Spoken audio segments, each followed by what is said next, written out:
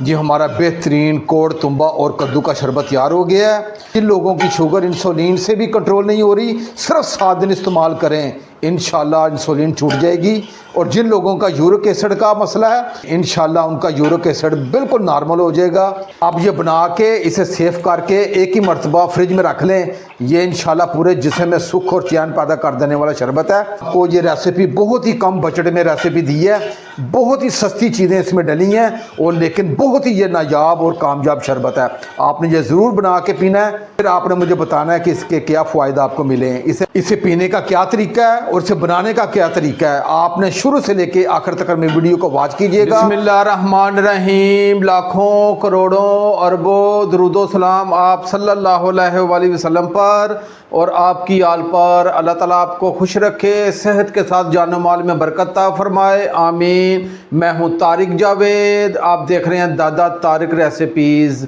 मैं आज आपके लिए बहुत ही ज़बरदस्त और जानदार शरबत की रेसिपी लेके आया हूँ। आज मैं कोड़ तुम्बा और कद्दू का शरबत बनाऊंगा। आइए अपनी रेसिपी की तरफ चलते हैं। जो प्लेट में चीज़ नज़र आ रही है ये कोड़ तुम्बा है, इसे बिटर एप्पल भी कहते हैं और ये बहुत ही लाजवाब और कमाल की चीज़ है। आपने इसे पंसार की दुकान से लेना है, तो मैंने अच्छी दुकान से पंसार की दुकान से ये लिए हैं और ये सिर्फ 50 रुपये के आए हैं। आज मैं आपको बहुत ही कम बजट में ऐसी रेसिपी देने लगा हूँ कि आज आपके दिल से इंशाल्लाह दुआएं निकलेंगी। और इसमें हमने सिर्फ 2 पीस इस्तेमाल करूँगा, बकाया इसे मैं रख दूँगा। जैसे मुझे शरबत की ज़रूरत होगी मैं फिर वक्तन फ़क्तन ये प्लेट में आपको चीज़ नज़र आ रही है। मैंने ये लौकी ली है, इसे कद्दू भी बोलते हैं, लौकी भी कहा जाता है। 500 ग्राम आधा किलो ये लौकी ली है और इसे मैं अच्छे तरीके से धो लिया है। इसकी रेसिपी में आज इसका छिलका भी इस्तेमाल होगा और ऊपर जो आपको डंडल नज़र आ रहा है इसे भी हमने ज़ाया नहीं करना, क्योंकि अल्लाह पाक ने इसमें बहुत ज़्यादा ग़िज़ाइयत रखी है। इसे भी हम इस्तेमाल में लेके आएंगे। सबसे पहले हम कद्दू की कटिंग कर लेते हैं और इसके साथ ये डंडे इस्तेमाल होंगे। इसी तरह मैं दूसरी लौकी को भी काट के आपकी खिदमत में हाजिर होता हूँ। जी चूल्हे की फ्लेम को मैंने ऑन कर ली है और आंच को मीडियम रखा है, ऊपर कढ़ाई चढ़ा दी है। इसमें पूरा 1 लीटर में पानी डालूंगा। बिस्मिल्लाहिर्रहमानिर्रहीम। 1 लीटर पानी डालने के बाद ये लौकी है, कद्दू जिसे हमने काट लिया है, इसका डंडल समेत ये डाल दूंगा। 2 इंची का टुकड़ा मैंने अदरक का लिया है, इसे बारीक काट लिया, ये डाल देंगे। और 6 से 7 अदद ये जवे मैंने लहसुन के लिए हैं, इसे मैंने छील लिया, ये डाल दूंगा। अब इसे मीडियम आंच पे मैं 8 से 9 मिनट के लिए पकाऊंगा ताकि तमाम चीज़ों का अर्क और जूस इस कढ़ाई में आ जाए।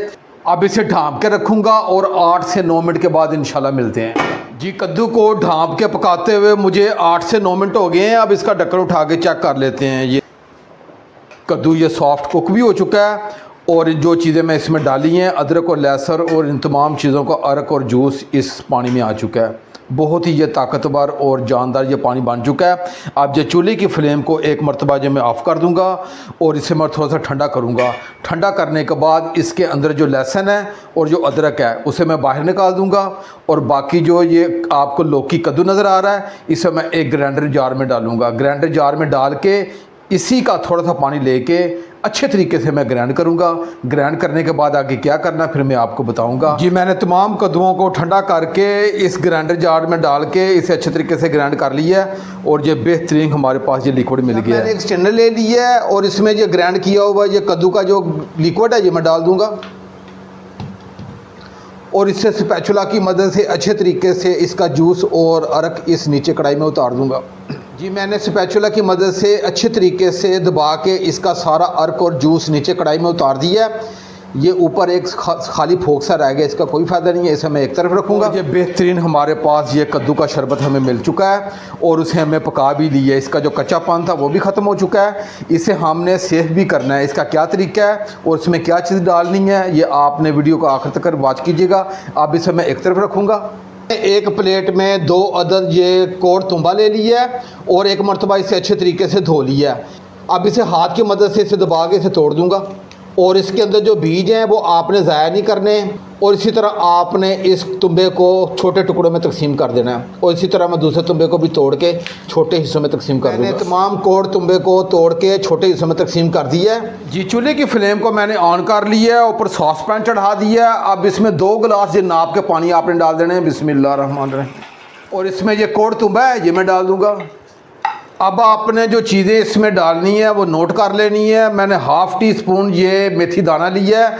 आपने ये मेथी दाना लेना है, आपने वो एक मोटे मेथरे होते हैं वो नहीं ले लेना है। और हाफ़ टी स्पून मैंने अजवाइन ली है, और 1 टीस्पून मैंने सौंफ ली है, और हाफ़ टी स्पून मैंने कलवंजी ली है।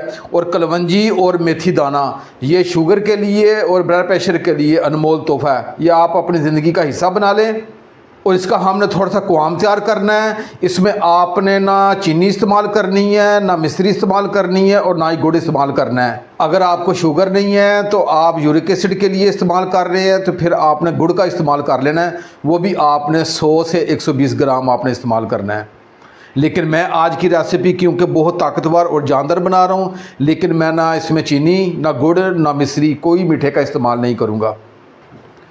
और ये अब तमाम चीज़ें ये मैं इसमें डाल दूंगा। अब इसे मैं मीडियम आंच पर 5 से 6 मिनट के लिए पकाऊंगा ताकि तमाम अर्क और जूस इस पानी में आ जाए। मुझे ढाँप के पकाते हुए 5 से 6 मिनट हो गए हैं। अब इसका ढक्कन उठा के चेक कर लेते हैं। ये तमाम चीज़ों का अर्क और जूस इस पानी में आ चुका है। अब ये चूल्हे की फ्लेम को मैं ऑफ़ करूँगा और इसे थोड़ा सा ठंडा करूँगा। कोड़, तुम्बा और तमाम चीज़ें जो इसमें डाली हैं अच्छे तरीके से मैं ठंडा कर ली है। अब मैंने एक स्टैंडर ले लिया है, आपने ब्रिक स्टैंडर ले लेना है। अगर इस तरह का ब्रिक स्टैंडर नहीं है तो घर में जो मलमल का कपड़ा वो आपने ले लेना है।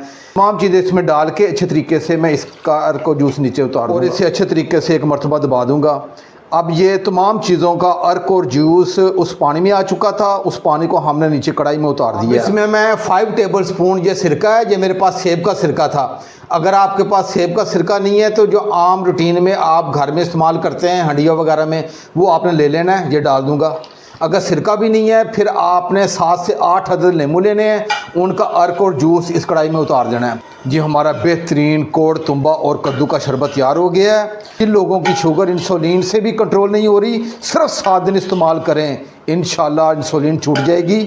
और जिन लोगों का यूरिक एसिड का मसला है वो भी 7 दिन पिएँ, इंशाल्लाह उनका यूरिक एसिड बिल्कुल नॉर्मल हो जाएगा। आप ये बना के इसे सेव करके एक ही मरतबा फ्रिज में रख लें। ये इंशाल्लाह पूरे जिस्म में सुख और चैन पैदा कर देने वाला शरबत है। अब इसमें मैंने सिरके का इस्तेमाल कर लिया है। आप इसे महीने के लिए आप इसमें बॉटल में डाल के इसे में फ्रिज में सेव कर सकते हैं और ये इंशाल्लाह ख़राब नहीं होगा। अब इसे पीने का क्या तरीका है, ये सबसे अहम है, ये मैं आपको बताता हूँ। पीने का क्या तरीका है, आपने गिलास ले लेना है जो आप घर में रूटीन में इस्तेमाल करते हैं। आपने आधा गिलास ये आपने शरबत डाल लेना है। जी आधा गिलास ये शरबत का मैंने डाल लिया है। ये थोड़ा सा कड़वाहट में होगा, आपने टेंशन नहीं लेनी, क्योंकि दिन भर में हम बहुत सी मीठी चीज़ें खा रहे हैं। अगर थोड़ी सी हम कड़वी चीज़ भी खा लेंगे तो ये सेहत के लिए बहुत फ़ायदेमंद है। और बाकी इसमें ये मैं पानी डाल दूँगा। ये नहीं, ये हमारा बेहतरीन ये शरबत तैयार हो गया है और इसे मैं चम्मच की मदद से एक मरतबा इसे मिक्स कर दूँगा। और आपने सुबह नहार आपने ये 1 गिलास पी लेना है और उसके 1-1.5 घंटे बाद आपने नाश्ता करना है। फिर आप देखिएगा कैसे आपके जिस्म में सुख और चैन पैदा कर देने वाला ये शरबत है। और अगर आप सुबह नहार ना ले सकें तो फिर आपने सुबह नाश्ता और दोपहर के खाने के दरमियान आपने 10:30-11 बजे ये आपने 1 गिलास ले लेना है और फिर पी के आपने मुझे इस जानदार शरबत के बारे में बताना है ये कैसा बना है। ये मेरी रेसिपी, ये मेरी कावश आपको अच्छी लगे तो मेरे चैनल को ज़रूर सब्सक्राइब कर दिया करें और साथ जो घंटी का बटन है उसे आप लाजमी प्रेस किया करें ताकि मेरी हर नई आने वाली वीडियो आप तक पहुंचती रहे। अल्लाह ताला आपको खुश रखे। मेरी तरफ से आपके लिए बहुत सारी दुआएं। इंशाल्लाह मैं एक नई वीडियो के साथ हाज़िर होऊंगा। अल्लाह हाफिज़।